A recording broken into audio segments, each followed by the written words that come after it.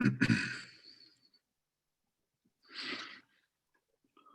Brahmanandam Paramasukram Kevalam Gyanamurtim Dandvaiti Tangagan Sadrishan Tatmama Shari Laksham Ekam Nityam Vimlamachalam Sarvadi Sakshi Bhutam Bhavati Tam Tridiguna Rahitam Sadgurum Tam Namami Om Shantihi Shantihi Shantihi. We salute the leader of our souls, through whose grace our ignorance is dispelled, who is beyond good and bad, pleasure and pain, life and death, and all other pairs of opposites. We recognize that one as the only witness to the changing phenomena of this universe. May we, through that grace, go beyond darkness and delusion and realize the truth in this very life. Om, peace, peace, peace. May peace be unto us. May peace be unto all. Om Hari Om, Hari Om, Hari Om Tat Sat.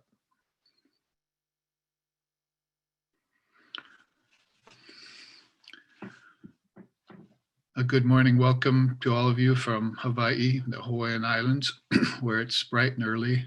Sun is just coming up. We've just finished our early morning meditation here at Badranath, one of our two small centers on the big island of Hawaii. And we are ready for a Saturday morning full of Dharma. First of all, this Satsang, which I hope you've come ready to participate in, with some questions about your readings and meditations and studies, basically the four yogas and the Lord and Mother of the universe and the formless Brahman, and also sometimes have to include in those questions about Maya. Maya mataramidam dvaita dvaita paramata, as my teacher used to say. You have this dualism cast up against this non-dualism, or the covering power of Maya over the immanence of Brahman, how name and form, time and space, and karma, or cause and effect, tend to cover that singular bright light of awareness, which is the center and core of all beings. Timeless, deathless awareness, our founder, Lex Sixon, used to call it. So we are pondering those kinds of things, and then we'll do that for the next hour or so, and take an hour's break and come back and look at some of the Brahman bites, or God blogs, we're calling them humorously these days. I've posted 4 or 5 more of those over the past week, and I've still got 25 or 30 ready to post almost. So they're always forthcoming. And in that way, we're always keeping our mind on divine reality, which is the solution to all problems of life and relativity. So it's a matter of focus of mind, or as the father of yoga says, now we will talk about concentration, in his very first sutra of the Yoga Sutras. So those kinds of important occurrences in our life, we like to get together in Sangha, or Satsanga, which is what is happening right now before us, even in these difficult times when there must be distance between us physically, but there should be no distance at all whatsoever between divine reality and a devoted devotee. So with all of that as a kind of warm-up for us, then let's move on towards some participation, who can start things rolling with a dharmic question, or in Vedanta, what we call Atma Vichara, the inquiry into the nature of the self, or the true nature of the Jivatman, which is really one with the Paramatman. What have you been reading? What have you been studying? What's come to mind as far as queries?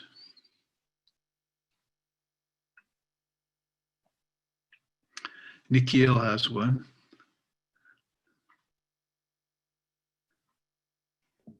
Namaste, Babaji. I've been thinking about that story that you told us of being in India with that Swami, where at the end of spending the day with him, he led you out the temple garden gate, and on one of the last things he said to you was, "Goodbye, and I will never think of you again," or in that realm of words. And I just feel like he has cultivated just um, pure vairagya. And I'm just wondering, I've been watching my mind and how it still has a tendency to attach to certain experiences, whether it has to be with work or family or friends or whatever it may be. I still feel a sense of watching my mind go back to what I've already experienced. And I'm just wondering what you might have to say about cultivating a stronger vairagya, just non-attachment to all of that. Because I can feel it not helping, but just it's a sense of brooding that I want to try to overcome more. Hmm. Yes.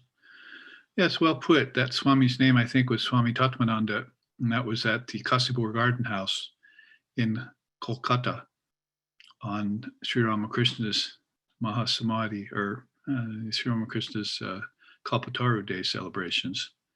And we were all there from America, a group of a dozen or more of us, and he treated us so graciously and so kindly. To our surprise, he even hugged one of the women in our group, which I'd never seen the Swami do very often. But very friendly, affable person, and led us around and showed us all the sacred places on the grounds. And there were thousands of people there, so we kind of felt privileged to. He said, "No, you come all the way from the west. You shouldn't have to stand in these long lines that were stretching out into the streets of Calcutta." And so he led us in front so we could pay our obeisances. And then he took us to a back gate. And before he let us go, he said sort of what you said there. He said, "I want you to know that it's been wonderful meeting you, and but then as soon as you leave the gate, then you'll not be on my mind anymore." So he had given us half hour or so for 45 minutes of his time. Then he would take his mind completely off us, not only as a matter of necessity because he had other duties to do, but because he wasn't attached. He had that non-attachment or vairagyam, uh, and that's of course a part of his life. I mean, as a monk.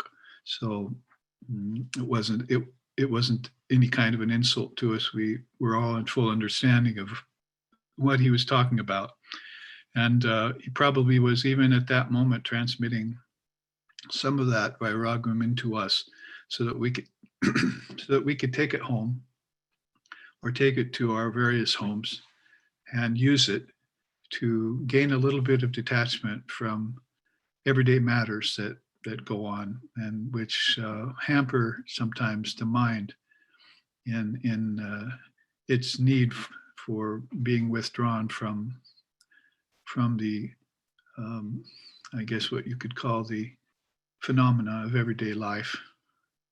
That word we were using early was Maya or samsara, and it's something that we want to move through. And as Sri Ramakrishna said, the duck should be in the waters, but the waters shouldn't get in the duck. The same with the boat, should be in the waters, but the waters shouldn't get in the boat. So in that way, we're being advised to go through our life with a kind of detachment to all things that are going to change all the time.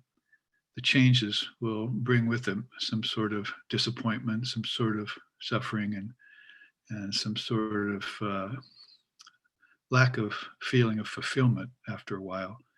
So that's what our dharmic path or our spiritual path does for us. It keeps us constant and in the midst of all these changes. And of course, at the hub or head of all those changes is the human mind. Uh, Somebody asked me a question just yesterday about Maya and the illumined souls, and I had to retort and say, what? The illumined souls don't see Maya. It's not there. It's all Brahman. So how Maya gets into the mind is that the mind lets down its defenses and starts accepting all sorts of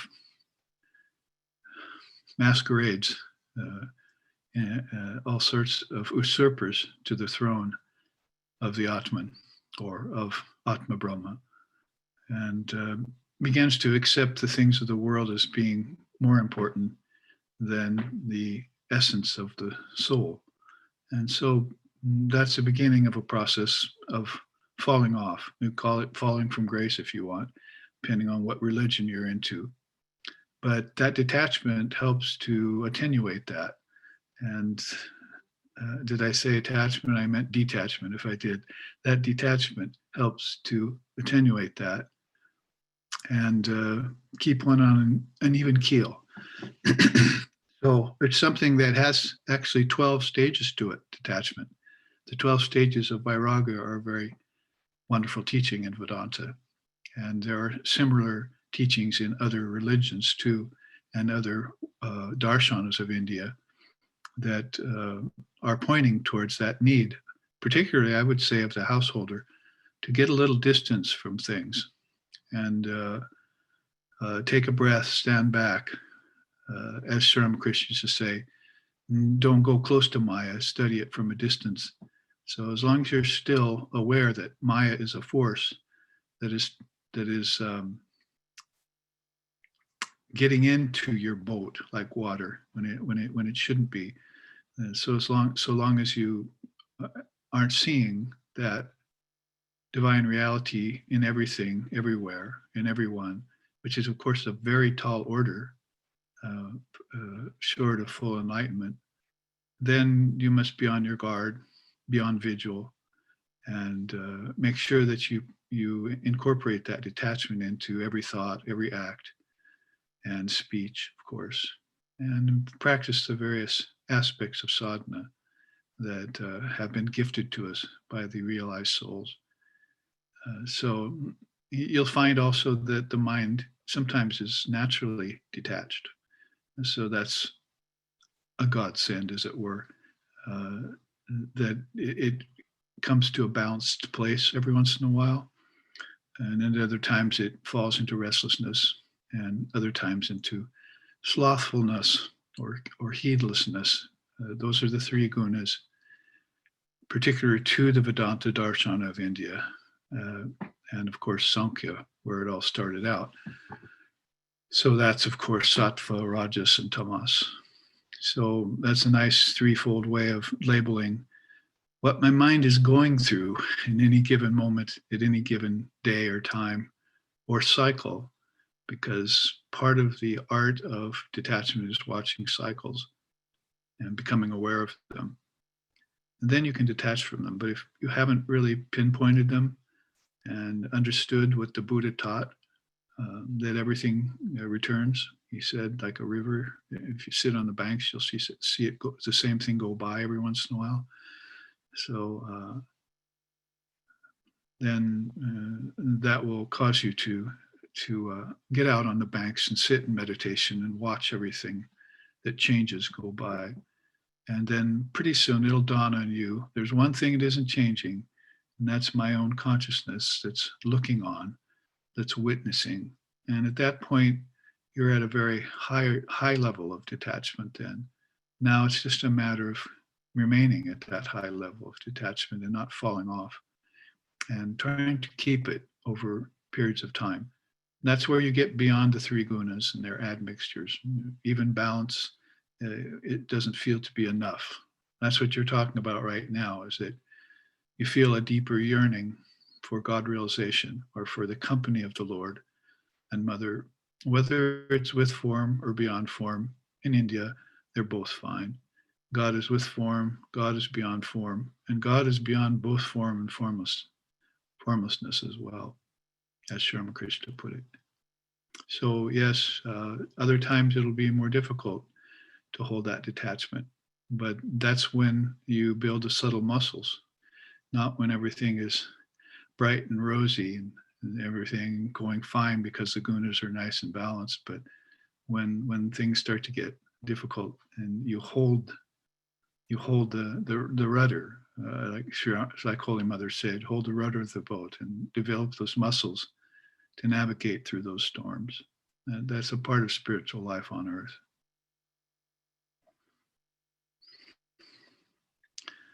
So, good question, basically around Viveka and Vairagya, which are the first two uh,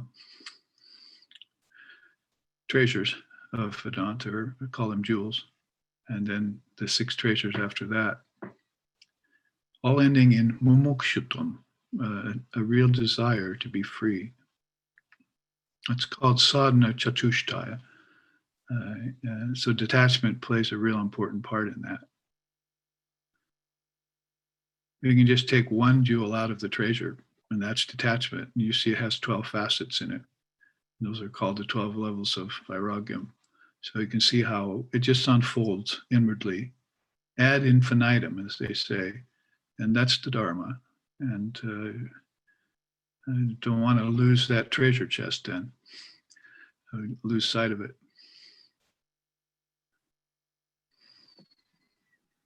Babaji, namaste. Yes, in Hungary. You're back in Hungary now? You're back from India? Yes, all rosy from the trip from India. Good for And you.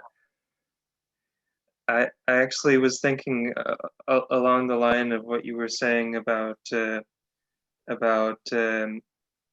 unchanging reality, and when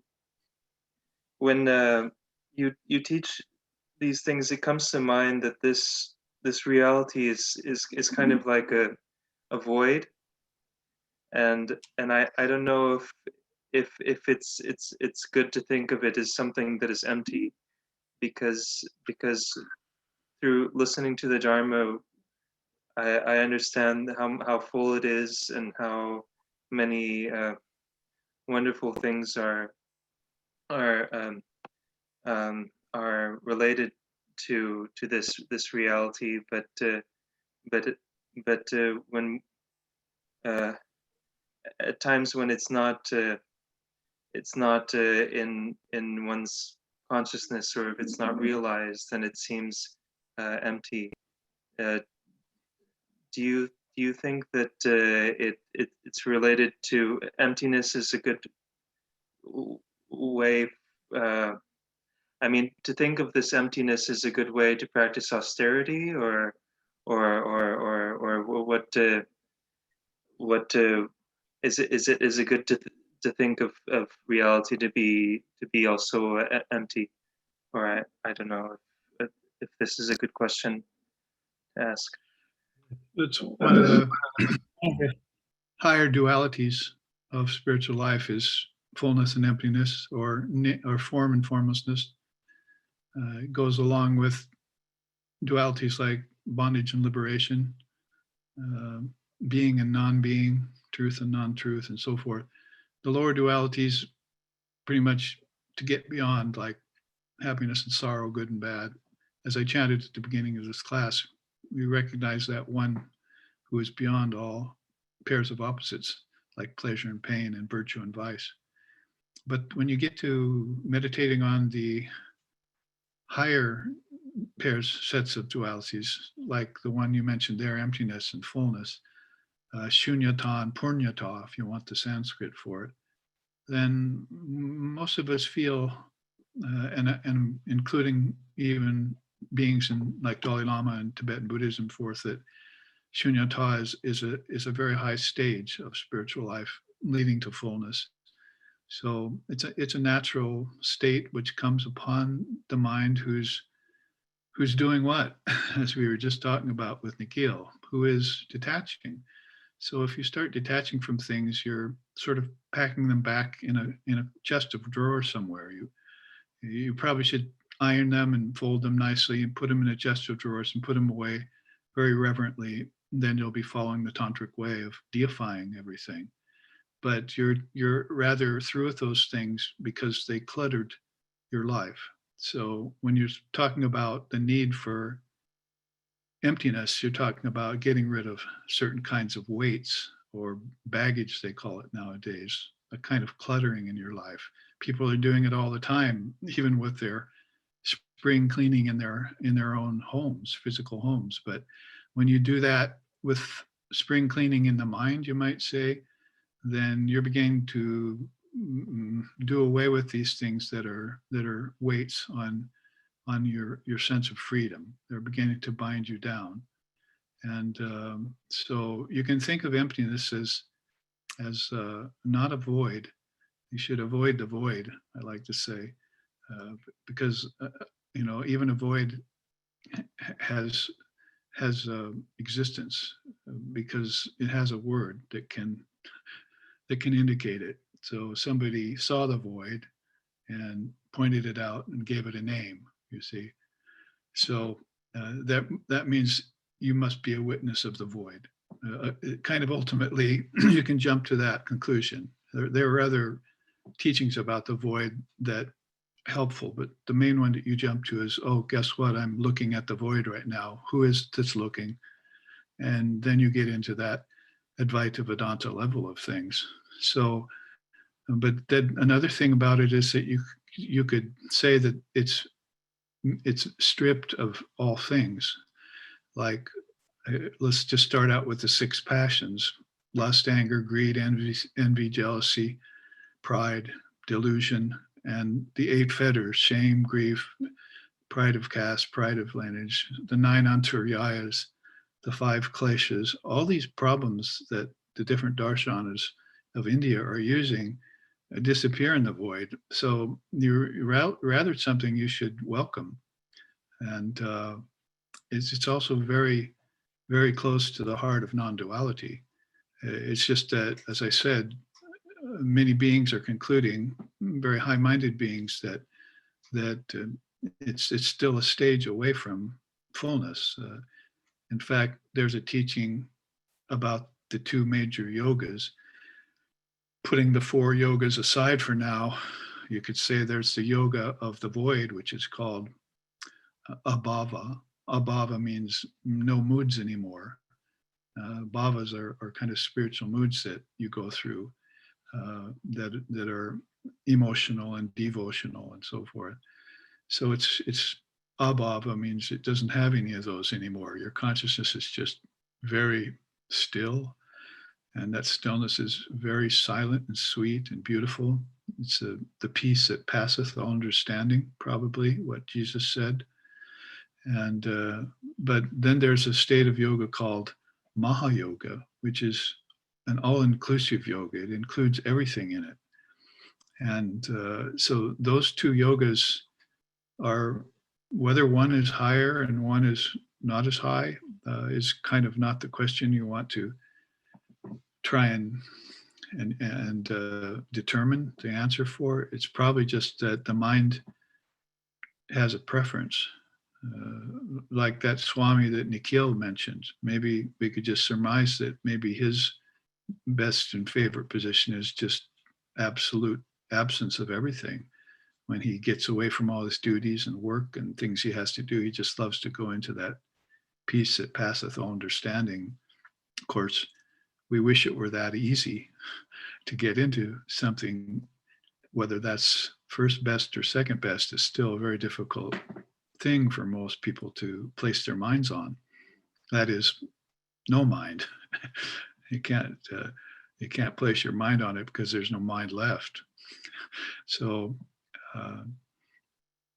that's a little bit I can say about that idea of emptiness. But I would say that you probably wouldn't want to confuse it with the way science, say, looks at the void of space or something physical like that. If you're talking spirituality, shunyata, which is the word for emptiness, is a very deep and high station of consciousness. Awareness is there, but it's just not covered over by anything. So it's a very third eye kind of level of experiencing divine reality.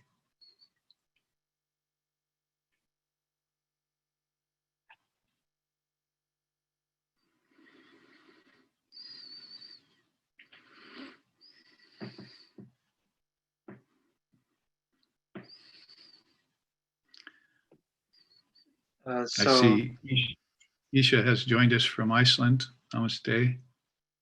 Good. Namaste, everyone.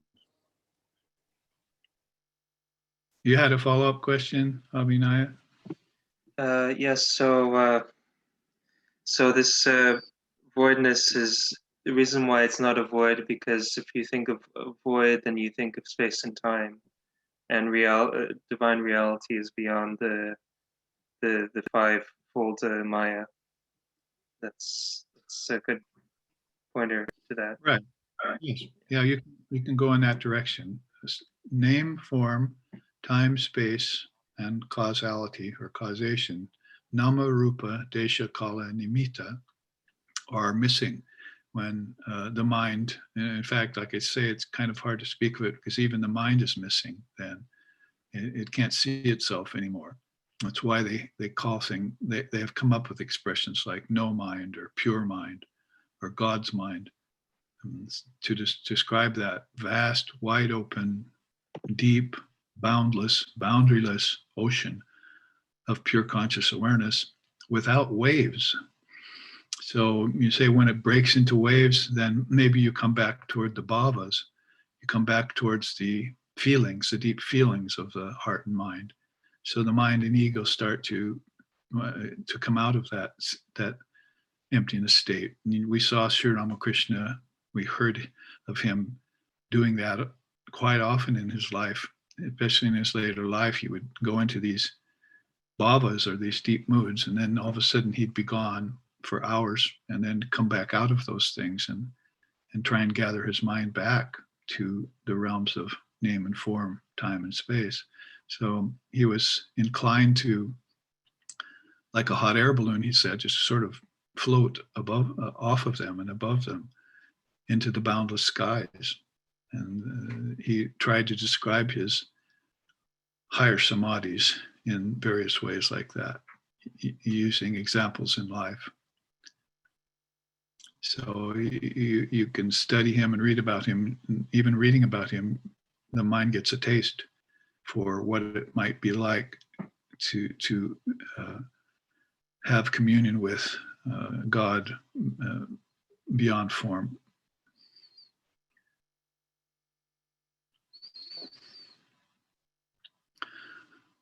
Of course, that's the favorite perspective, if it can be called that, of Advaita Vedantis and some schools of Buddhism is that non-dual formless reality. And other religions are focusing definitely more on the form, like with the Savior and the prophets and whatever the case, you get to the Father through the Son, as they say. So sometimes you see form, and usually when you're a spiritual aspirant, those forms are very divine, having darshan with the deities, or deity yoga, they call it nowadays. And other times those forms disappear and go away, and you're just left with your own self. And the ego self couldn't survive that, so it drowned in the ocean along the way to the ocean, and then only the great self is there to contemplate. And beings who go in and out of those states are marked linga. They're marked by the experiences they had. So if you go near them, then you feel that spirituality emanating off of them. That word is called tejas, or sometimes ojas, and it's like an aura of light coming off of them. sometimes some certain sensitive people who are more mystically inclined or psychically inclined can actually see that light coming out of the pores. Holy Mother admitted to that when she was near Sri Ramakrishna, and saw a beautiful light coming off of him at times.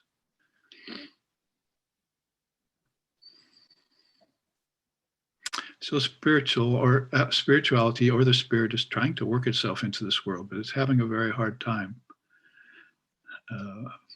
because the physical will not accept the spiritual. The spiritual has to take the physical and turn it and transform it. It is more like it. That's why Swami Vivekananda said there are two tendencies in most beings' life. One is to try and drag the infinite down to the finite. But that won't work because the infinite cannot fit in these tiny little spaces called bodies. So the other tendency is to try and take yourself up and in to Brahman and merge with it. And that's the best way to do it. See the divine reality and try and merge with it in meditation and maybe in wisdom and in devotion. And at least those three yogas are good candidates for that. Maybe the yoga of action is a bit more difficult because you have to remain in the body to do it. So you don't want to go into samadhi while you're driving a tractor or something, or on the freeway.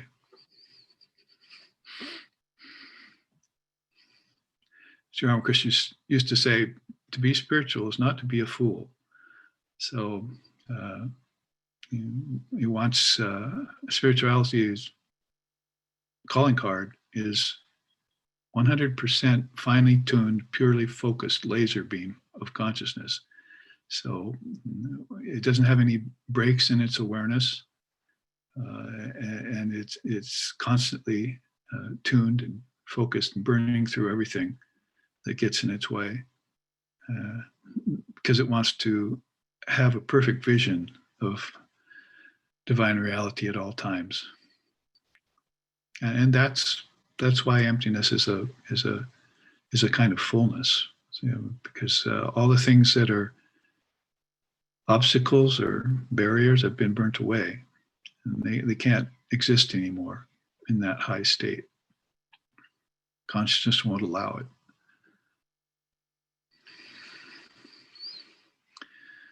When consciousness does allow it, then it's called coming back to the body and the senses and seeing the objects again.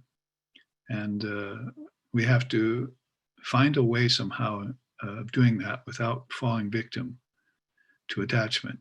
So there you have detachment. So that's been our whole satsang right there today, is those questions, those three questions have been asked, how they connect. And into detachment while you're here, and then being able to let go thy hold and let consciousness take you up and in toward the highest experience, and be flexible and be able to come in and out of form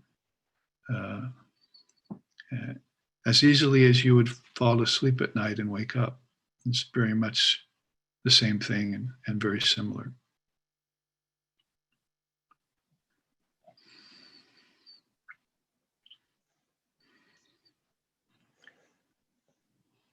Namaste, Babaji. Yapaka, namaste. So, something that you mentioned over the retreat, and I realized that I would like you to elaborate on it if you would, talking about how the japa should lead into meditation. And it's not usually the case for me that I say my mantra for a while and then I just spontaneously start to meditate. It's usually more that I say, all right, I'm going to do some japa, and then I do it, and I think, okay, well, now it's time to try to meditate. And so visualize myself as that hailstone melting into the ocean of consciousness, as you were saying, and I'll try to focus on that existence, consciousness, bliss beyond form, and which is a pretty difficult task for me.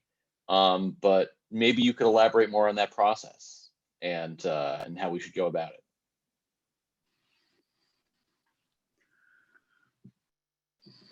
Well, in terms of japa, you mean japa and meditation mainly? Yes. Yeah. All right. Well, when we got our mantra from our gurus, so for myself, almost 50 years ago, we were told, I was told by Swami Sheshanandaji Maharaj, peace and bliss be upon him, that you sat down and you did the mantra 108 times and then meditated. So it seemed a very simplistic and easy thing to do. But of course, Holy Mother was to say later, when I read her words, that she said that even if you just do a minute of meditation a day, fully concentrated, is much better than an hour with a scattered mind. So that concentration or focus that you can bring to anything in life, but of course we're talking particularly about spiritual practice right now, is very crucial. So, and in fact, we were taught to do the mantra on our hand, you see, first, and then he gave us some beads that we used. So we were supposed to do our mantra both on our hand and with the beads. And I think the beads he gave me at the very beginning were just a set of 54 beads, not the full 108. He was giving people at that time just these little half malas that, probably for beginners kind of thing.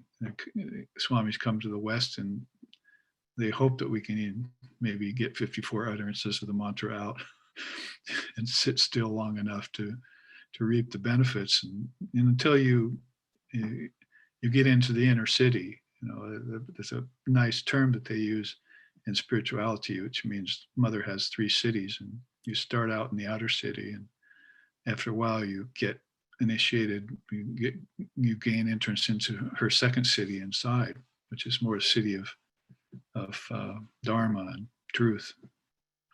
So doing the mantra first, it was the idea was, and the teaching was, that it was supposed to calm down your mind from whatever thoughts you were having, whatever dreams you had before you woke up, whatever thoughts you had at the end of the day.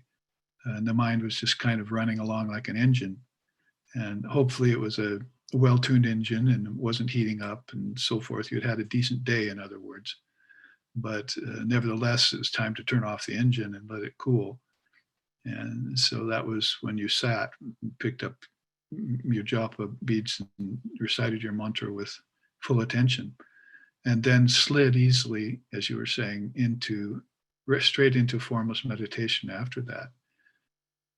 So I found later that I was very, very grateful that I had entered a path that had me meditating on form and then had me meditating beyond form, both. So because it really followed Sri Ramakrishna's way of proceeding with form and beyond form. So later on, I was very, very thankful that I had come to Vedanta with Swami Sheshanandaji, and he had given me that basic instruction at the time of mantras. So yes, at the time of mantra diksha, I mean. So yes, the mantra is not the end all and be all. It's not the goal. Holy Mother herself said that, and she was japaharini, perfect in all the mantras. She was she told us that Sri Ramakrishna gave her all the mantras and how to connect them to the deities before he passed. So he gave her a huge amount of power there with knowing all the deities that he had darshan with himself in meditation. So that's why they call those two Sarva Deva Devi Swadarpaya. They're the essence of all gods and goddesses in this age. If you like a particular god and goddess, Why go asking around the back door or go somewhere looking? All the gods and goddesses are contained right there in the forms of Sri Ramakrishna and Sri Sharda Devi in this day and age. Who said? Swami Vivekananda said, because he composed those lines. Om Sarvadeva Devi Swarupaya Sri Ramakrishnaya Namo Namaha. Om Sarvadeva Devi Swarupinye Sri Sharda Devi Namo Namaha. So the beauty of it all was that you could meditate on this form, and wonderfully in our tradition, it wasn't just one form. You actually had two, possibly even three, if you put Swami Vivekananda in there, great forms of fully realized beings that you could meditate on and that you had names for. Where he got his name, we don't know, but it was a beautiful one, Sri Ramakrishna, putting together those two avatars. I don't think anyone has ever told me, or no one has ever known who gave him that name, or if he just took it, or if Mother Kali herself donned it upon him. But there it was, and you had it as a part of your practice. And then his non-dual samadhis, because essentially, Isha just sent me a film actually, where we were looking at the religious pluralism of Sri Ramakrishna and how they're studying it now at Princeton University. So Isha and I have been going back and forth talking about how the collegiate level Ivy League colleges are beginning to look at Sri Ramakrishna in the light of his realization that all religions lead to the same goal. Ekam sat vipra bahuda vadanti. So that cross-section of people looking at Sri Ramakrishna is a rather interesting one for we who are his dearly beloved disciples. And he is our ishtam, our chosen ideal. Anyway, without getting a little sidetracked into that interesting subject, the thing is, more pertinent to your question, is that non-dual reality is waiting, that door is waiting to be opened, and you open that with the mantra, with the mother mantra. Mother mantra will open all doors. Not all mantras will open all doors, Sri Ramakrishna said, but mother mantra will open every door inside of you, including the doorway into formlessness. There she is standing there opening it for you when you meditate upon her, as he did. And so that's a very rare privilege to be given, to be able to move into formlessness. And we all know how hard it is. We all know how rare it is. We all know how scared we are of it when it happens. And we have to get some affinity with it, like falling into deep sleep is similar to that. And we usually don't fear that or brood about that or resist that.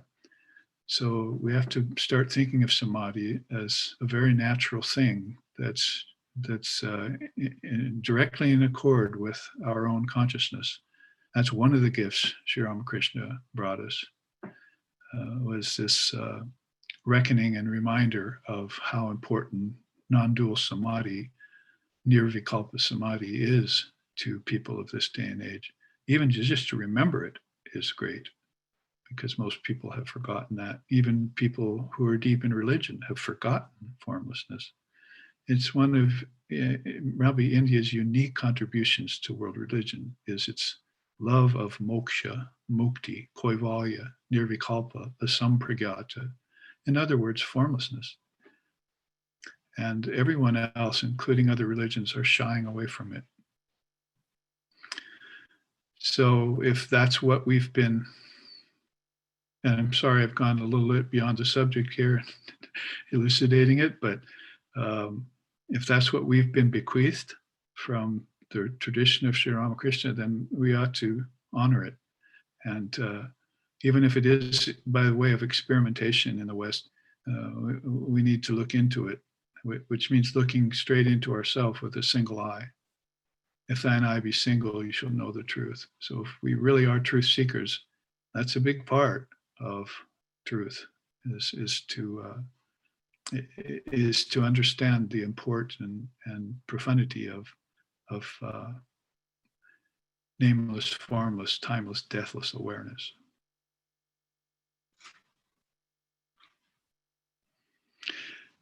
So the mantra, to come down a step or two, the mantra makes your mind peaceful and ready for that. You're calling on friends in high places when you call the name of the Lord or Mother. And then that sets the ground for that door to open and for you to have the experience of light with a capital L, Jyotishmata, ocean of light. Patanjali, the father of yoga, called it.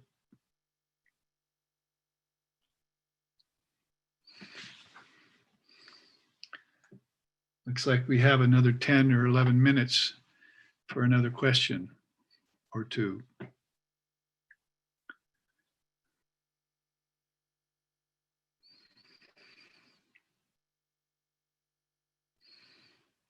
Coming from Michaela, maybe.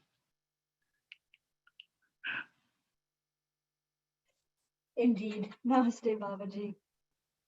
I wonder what strategies you can recommend for when we hit on moments of doubt. I feel like recently in meditation, I find myself having flashes of recognition, really, of I'm very, I resonate very much to the whole chapter in the Gita about the field and the field knower. And this comes to me sometimes when I'm meditating, I feel a recognition. And then, of course, I get up and I go about my day. And then I can find myself sometimes besieged by doubts. You know, doubt might as well be another word for doubt. And it's so beautiful, but then it won't let you own it or have it. It covers your eyes with one hand and leads you by the other hand. It's like the skin of a mango that protects everything until it gets ripe, but then you peel it and throw it away. You don't eat it. So there are various things about Maya that are necessary. And it's the same with qualities, negative qualities like doubt and fear. They play a part in our practice. If nothing else, then just to all of a sudden raise themselves up in front of us and try and spoil the view. And just as if to test you, to see how strong your faith is. It's probably maybe the easiest and best way to put it, that doubt and fear test your faith to see how strong it really is. If you're easily put off, then the deities and the Divine Mother and so forth will hang back. They won't show themselves to you because you don't have the strength enough yet to bear their presence. Because unbridled consciousness is a very powerful force. They call that Kundalini in particular traditions. And Sri Ramakrishna said there can be no spiritual progress at all until Kundalini is awakened. So you're going to have to be able to bear the brunt of the force of Kundalini awakening. And so that you ask, what's a good way of looking at doubt and fear? I would say that is the way to look at it, that they're your partners, that they're your helpers. And you know that they don't have long to live, you see, because you're consciousness and they're not. See, they're a part of your mind. Your mind isn't born from them. See, so you can do away with them at any time you want, but maybe you want to use them for a little while longer. Maybe you even want to challenge them at some point. Like Ram Prasad, Bengali poet, sings in his beautiful songs, you know, oh mother, I've tied you to a tuft of my hair, so you're always on my mind. And then he sings, I dare you, even you, mother, to untie these knots of love. I dare you. So he's challenging divine reality itself to try and undo his love and devotion and dedication to divine reality. And in this way, kind of a proving ground for the individual to ripen their ego. Pakvahamkara, apakvahamkara, Sri Ramakrishna used to say. You want to ripen the ego so that it's more transparent. And in the meantime, it's insinuating itself. So I would say pretty much all the negativities could be treated that way, with a positive turn. And just owning it all yourself, being responsible for it all yourself. You're even playing with it, maybe. So maybe that's where don't take it all so seriously advice comes in. That you're just here playing with these mechanisms in Prakriti. And so enjoy the play, and be sure that they don't get the upper hand and spoil your date, your meeting with the Lord when it comes time, seeing your own self.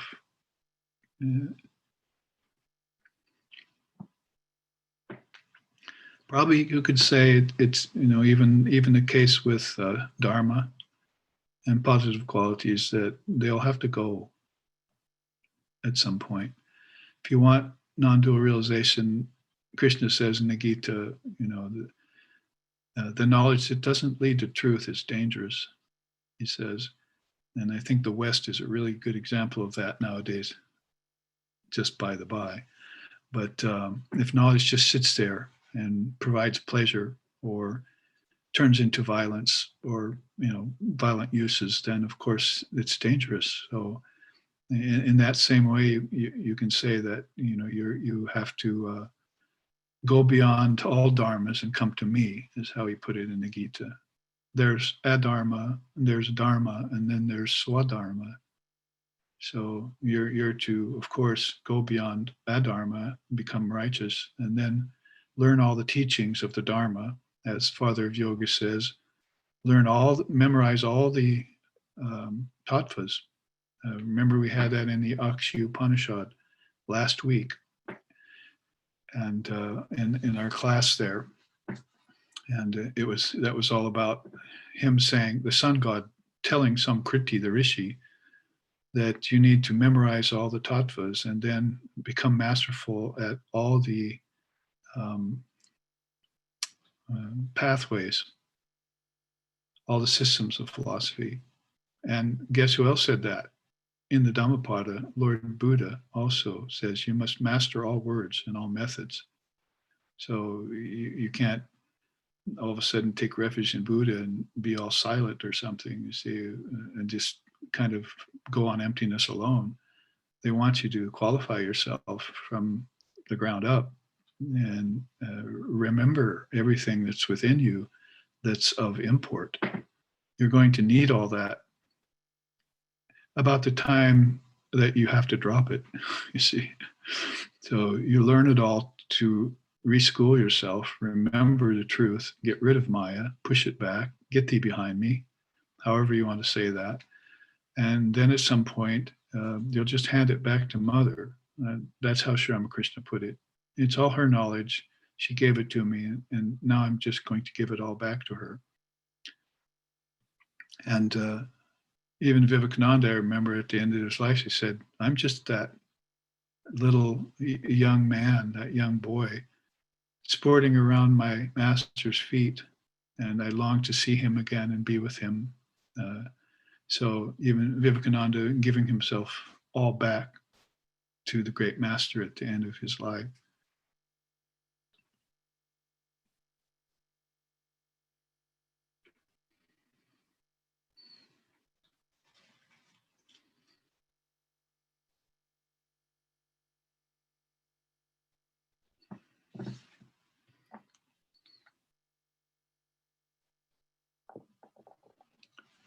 few minutes left for a short question.